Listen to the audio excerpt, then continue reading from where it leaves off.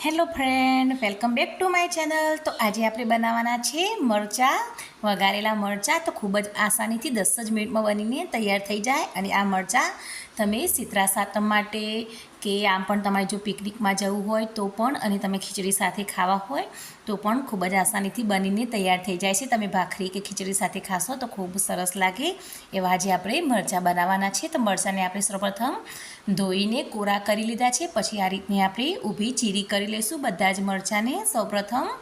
તો આ રીતના ચીરી કરીને જો અંદરથી તમારે બિયાનો ભાગ એનો કાઢવો હોય તો કાઢી લેવાનો છે. તો આ રીતના બધા જ મરચાંને આપણે ચીરી લગાવી લેવાની છે. તો મારી જોડે 2 ક્વોલિટીના મરચાં છે, જે જાડા મરચાં આવે છે એ અને પાતરા. તો બધાને કટ લગાવી દીધું છે. હવે મેં અહીંયા લોઢાની તાવડી લઈ લીધી છે. એની અંદર 1 ચમચા જેટલું આપણે તેલ લઈ લઈશું. અહીંયા તેલની પણ વધારે જરૂર પડશે નહીં.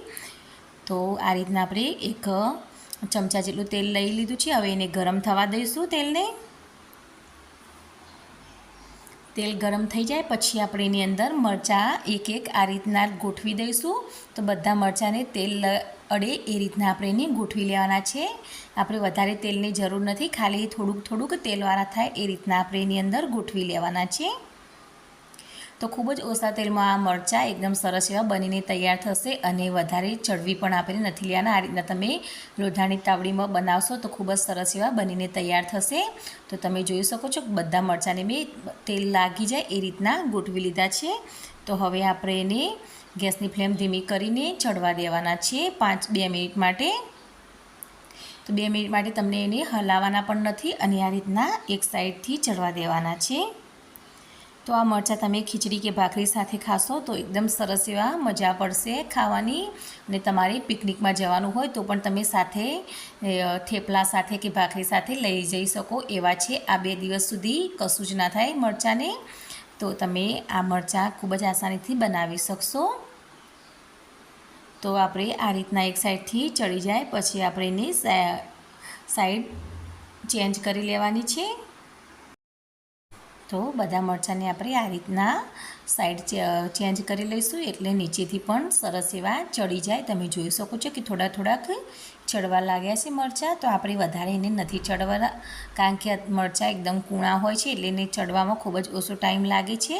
એટલે 2 મિનિટમાં તમારે આ રીતના સાઈડ ચેન્જ કરી લેવાની છે. ને પછી તમારે આ રીતના ઉપર નીચે કરીને જોઈ લેવાના છે.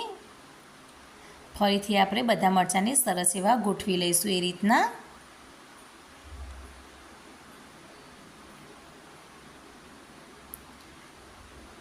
તો આ રીતના શેકેલા મરચાં ખાવામાં પણ ખૂબ જ એવા ટેસ્ટી લાગતા હોય છે. તો હવે આપણે એની ઉપર મસાલો કરી દઈશું. તો અહીંયા મેં સ્વાદ પ્રમાણે મીઠું નાખી દીધું છે. ઉપર થોડું આપણે ધાણા જીરું પાવડર નાખી દઈશું.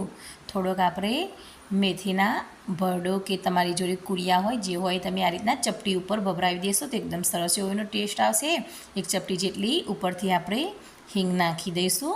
તો એકદમ સરસ એવા મસાલેદાર મરચાં બનીને તૈયાર થઈ જશે. તો અહીંયા આપણે ગેસની ફ્લેમ બંધ કરી દીધી છે અને આ રીતના હલાવી દઈશું એટલે મસાલો પણ તાવડી ગરમ છે એટલે ચડી જશે અને મરચાં પણ ચડી જશે. તો આપણે અહીંયા ગેસની ફ્લેમ બંધ કરીને થોડીવાર આ રીતના હલાવી દઈશું. તો એકદમ સરસ એવા મસાલેદાર મરચાં આપણા બનીને તૈયાર છે. તો ગરમ ગરમ આપણે ભાખરી થેપલા સાથે સર્વ કરી શકો છો. અને જો વિડીયો પસંદ આવે તો લાઈક જરૂરથી કરજો, અને ચેનલમાં નવા હોય તો ચેનલને સબસ્ક્રાઈબ જરૂરથી કરજો. Thank you.